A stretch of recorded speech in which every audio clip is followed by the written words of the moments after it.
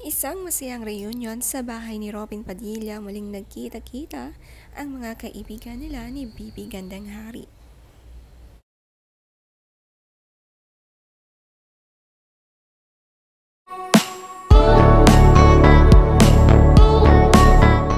Sina Pops Fernandez, Nadia Montenegro, Arlene Mulak, Betchay Vidanes, Bibi Gandang Hari at Robin Padilla nag-set ng reunion sa bahay ni Robin at naging masayang kanilang kwentuhan sa tagal nilang hindi nagkita.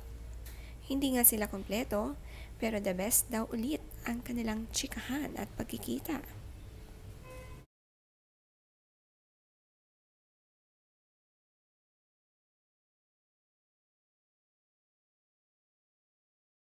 Ang sweet nga ni Mariel at nag-prepare ng mga masasarap na pagkain para sa reunion ng kanyang asawa at brother-in-law na si Bibi. Napaka-welcoming nga niya sa kanilang bahay.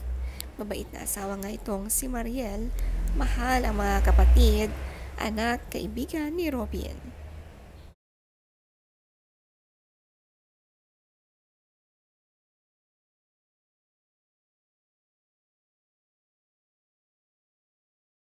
Namiss nga raw sobra ni Pops ang kaibigan na si Bibi Gandang Hari. Sabi niya sa post, nagsama-sama din pagkatapos ng ilang taon. Isang gabing pinag-usapan ang mga nakaraan, nagtawanan, kumain ng napakasarap na handa. Maraming salamat, Senator Robin at Mariel, for welcoming us to your beautiful home and preparing so much food. Gandang Hari, iba na ngayon ang kwentuhan natin, wala nang emote. Happy ako na happy ka.